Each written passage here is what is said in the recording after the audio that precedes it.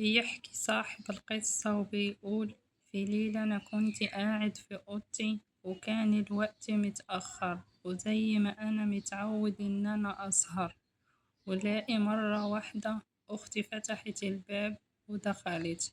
قلتلها: خير؟ قالتلي: خير. قلتلها: هو انتي لسه صاحية؟ ايه اللي مسهرك لغاية الوقت؟ قالتلي: وانت شايف ايه؟ قلتلها: اللي أنا شايفه هو إنك تستأذني وتخبطي الباب قبل ما تدخلي. قالتلي: أستأذن إيه؟ ده أنت أخويا الصغير. قلتلها: أخوك الصغير إيه؟ ده أنا عمري 24 سنة، وحتى لو أنا عندي 10 سنين لازم تخبطي. قالتلي: خلاص أنا أسفة، وقعدت جنبي وابتدت تقولي كلام كتير وتمدح فيا وتشكر. قلتلها: من الآخر قولي انتي عايزة ايه؟ قالتلي: ازاي؟ قلتلها: عشان أنا عارف طبعا انتي مش هتفضلي تمدحي فيا من غير ما يكون عايزة حاجة مني، عشان أنا عارفك كويس، انت بتاعت مصلحتك. قالت لي: وده اللي بيعجبني فيك، ان انت بتبقى فاهم كل حاجة دايرة حواليك. قالت لي: بص، بصراحة ومن غير ما ألف وأدور عليك، أنا عايزة مصلحة. قلت لها: خير، اتفضلي. قالت لي: أنا خايفة إن أنت ترفض اللي أنا هقولهولك. قلت لها: مش لما أسمع الأول أنت عايزة مني إيه؟ قالت لي: بصراحة أنت عارف إن أنا لسه مطلقة جديد، وأنا كنت عايزاك مكانه. قلت لها: مكان مين؟ قالت لي: مكان طليقي. قلت لها: يا بنتي هو أنت مجنونة؟ قالت لي: ليه؟ قلت لها: أنت واعية بالكلام اللي أنت بتقوليه وعارفة أنت بتقولي إيه؟ قالت لي: أنا فاهمة وواعية وعارفة، ما عشان كده ما قدرتش أتكلم ومعرفتش أبتديلك الكلام منين. فقلت لها: بصراحة أنا مش عارفة أقولك إيه. هو أنت أختي فعلا؟ الأخلاق دي والتربية دي جبتيها منين؟ احنا ما تربيناش على كده. قالت لي: بصراحة بلاش أكون مع حد غريب، ما هو انت أخويا وأولى. قلت لها: انت تقصدي ايه؟ قلت لها: هو انت اتجنيتي؟ بقولك ايه، اطلعي برا عشان مندهش الماما. فضلت ساكتة. قلت لها: هو انت لما عارفة نفسك ما تقدريش تقعدي كنتي تفضلي مع جوزك، اتطلقتي منه ليه؟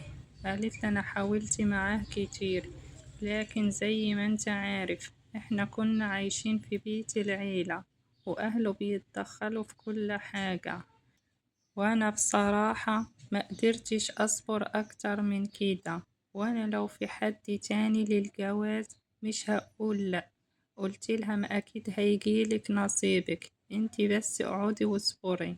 قالت لي: انا في الموضوع ده بصراحة ما بصبرش، وانا قلت لك اللي فيها، شوف انت اللي يناسبك.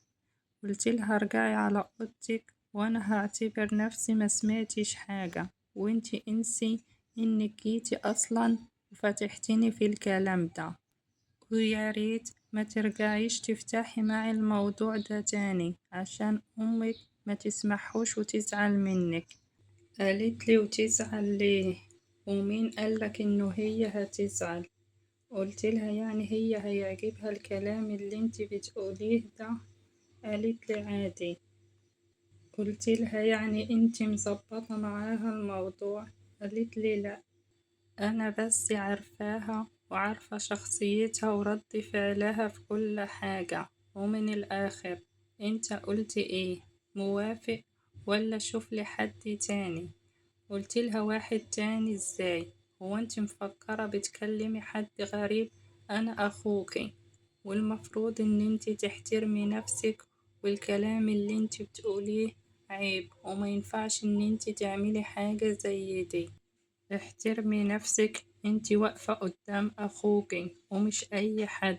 هو خلاص ما بقاش في احترام ولا اي حاجة وانا ساكت. فكرة نفسك ان انا موافق على اللي انتي بتقوليه؟ ما قالت لي: عشان انت اخويا. فأنا جيت وفتحت معاك الموضوع ده عشان تبقى ستر وغطى عليا ومحدش يقول عني حاجة، عشان أنا لو رحت للغريب كل الناس هتعرف وكلهم هيفضلوا يتكلموا عليا. ومش عايزاك تقولي اقعدي في البيت واستني ابن الحلال وقتها هتتجوزي والكلام ده، عشان مش هيحصل. وانا صريحة معاك من البداية، قلتلها خلاص روحي اوضتك دلوقتي وانا هفكر وارد عليكي. انا كنت عايزها تمشي عشان افكر واشوف ايه الحل المناسب، عشان انا عارف من خلال كلامها إنه ده مشكلة كبيرة ولازم ألاقي حل، عشان هي ما تفضحناش وتبقى سيرتنا على كل لسان. وهي أختي وأنا عارفها بتحب تعمل كل حاجة في دماغها وبتبقى مصممة تعمل اللي هي عايزاه، وأنا مش عارفة أفاتح أمي في الموضوع ده. وأنا بصراحة محتار ومش عارف أعمل إيه، وعمري ما تخيلت إن أختي تطلب مني حاجة زي كده، وهي بتقول إن أمي عارفة كل حاجة